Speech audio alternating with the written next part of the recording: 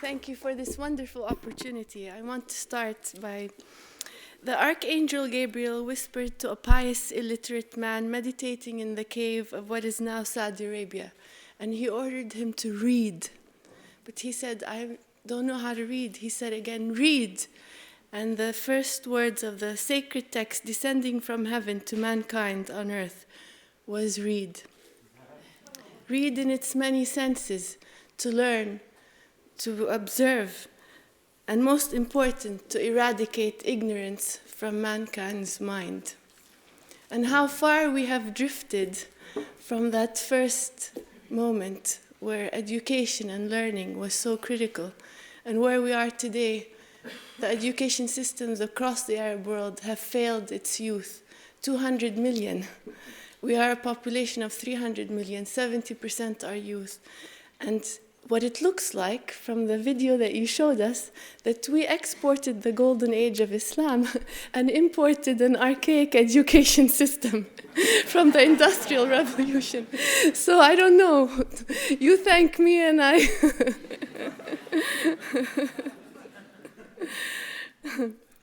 So the golden age of Islam was a truly, we must go back to it to understand what was happening. It was a period where people from different religions, from different cultures were coming together to move humanity forward. And today we have an education system that is forcing memorization, that governments see that education is the sole responsibility of government, and that the youth are there just to memorize, take exams, and as you mentioned, completely isolated from the ability to even think about the issues that surround their communities and surround their countries, from water issues in our region to even employment issues. And what this has created is the worst unemployment issue amongst youth in the world. The Arab world has between 30 to 40% unemployment amongst its youth. Even when we had the oil boom of 2007 and early 2008, unemployment in Saudi Arabia amongst the youth was 30%. In the United Arab Emirates, where every expatriate was going there to make their money, 32% unemployment amongst its youth. And in non-oil producing countries, Algeria, 40%, Syria, 37%, even in Jordan, 30% unemployment amongst its youth. We have become experts in the marginalization of youth. And the irony of it is just recently, just this last week, a report from 600 CEOs surveyed across the region, their number one obstacle to growth: qualified human capital. What do we do? Brookings Institute in 2003 put a report out called The Youth Factor. And what they said is, those that will control and politically mobilize the youth of the Arab world will be the ones that will win in the end. Is it going to be government, or is it going to be the Islamists? And the World Bank said, over the next, until the year 2020, 80 million new jobs must be created, when the current labor market is 54 million jobs that needed 50 years to create, and in less than 15 years we have to create 80 million jobs. What Brookings did not realize in 2003, that a silent movement was mobilizing from Jordan, as Pamela mentioned, where Queen Rania helped us from inception and realized the importance of investing in youth. She volunteered in our classrooms and drove the private sector to follow. She invited them to follow. And 170 corporations just in Jordan followed suit, mobilizing more than 3,000 volunteers into the classroom. And today, Jordan reaches 36% of high school students are now being taught skills of the 21st century. It's about time, isn't it? Entrepreneurial skills, financial literacy, workforce readiness, and with complete passion and dedication. It has become a movement. Every person who has made it owes it to the next generation to go back in there and lift them with the skills that they have. And what we found is from Jordan, since 2005 until today, in the last 4 years, we have mobilized, like Fadi Ghandour, I'm sure you're here, and his Rolodex, that these days is more important than an oil well. And we mobilized his contact list to move across the region, meeting business leaders from across 12 Arab countries. And today, 12 ministries of education, some of which took 3.5 years to open the door. And we kept at it from one business leader to the next, helping us. Today, 12 ministries of education have opened their doors wide open to the Arab private sector to say welcome. We finally acknowledge that it's time to partner with you. And for your staff that you have invested in to go into the classroom to teach the youth of the Arab world how to succeed in the private sector.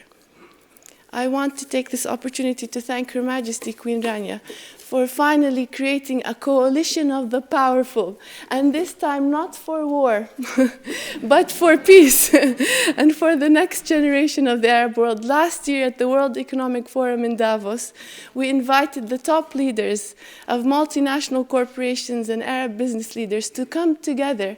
If you are doing business in the Arab world, invest in the Arab world. Just send your staff into a nearby school.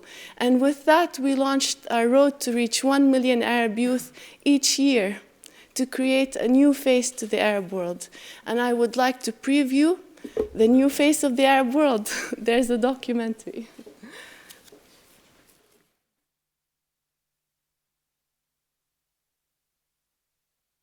Every semester, business leaders send their staff into local schools for an hour each week to share their professional know-how with students through a series of unique programs. By starting up and operating an actual business enterprise and a company program, students learn how to become entrepreneurs in the real world.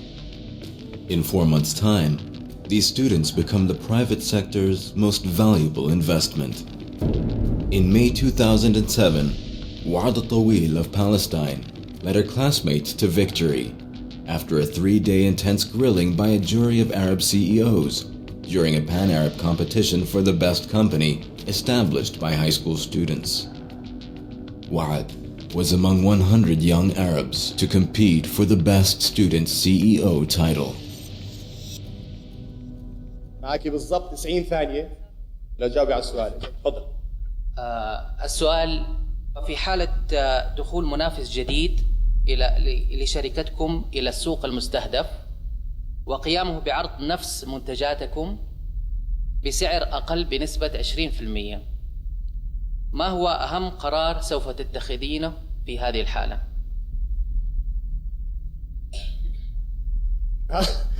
تفكري؟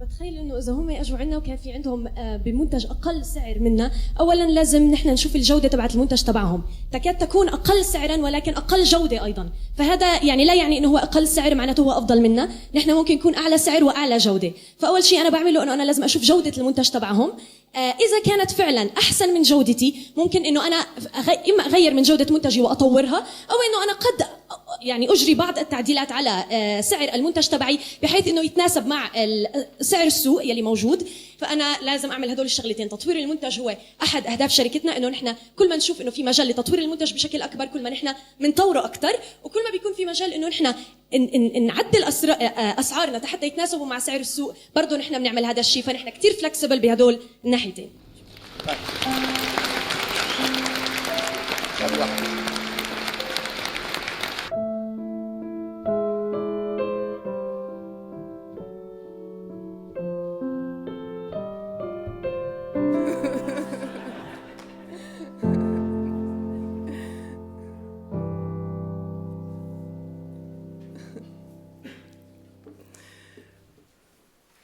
So I said, of course it's a female, right? I mean, 50% of the population of the Arab world is female. It's about time they rise.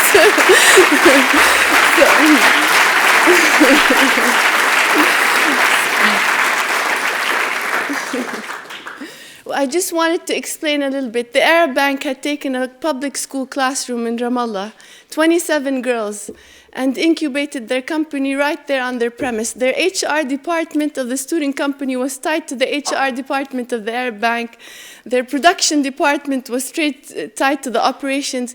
When those judges tested them for 3 whole days, they knew about stock options and how they're going to go public and their price share earnings and I don't know what. It was such an outstanding phenomenon to see them just rise to the top. And the females, when we welcomed them into Jordan, this was our first regional competition because 2007 we finally did have a region of 12 countries. So the first team would come in, a girls team. Where are the boys? The next country, a girls team. They really took on to it as their raison d'etre to prove to their society, to their families, that they can be entrepreneurs and they can be business leaders. When Jeff the other day asked me, I asked him, I said, you have a top priority, peace in the Middle East, and I asked him how was he going to solve it, and he said, that's why we voted you as a social entrepreneur for 2000. I just wanted to hide, And I tell you, Jeff, that with 1 million youth each year, that they are going to be the ones that create peace and prosperity in our region. And with that, I'd like to just read from Khalil Gibran, one of our great philosophers of the Arab world, and he says, "You work that you keep pace with the earth and the soul of the earth, for to be idle is to become a stranger unto the seasons and to step out of life's procession that marches in majesty and pride." I want to thank you, Jeff, for giving our youth a chance to march in majesty and pride, and I would like to invite you to this podium here to give you a book, because from the land of the prophets, you are the modern day prophet that has reached every corner of the Arab world. And this is Khalil Gibran's book, A Prophet.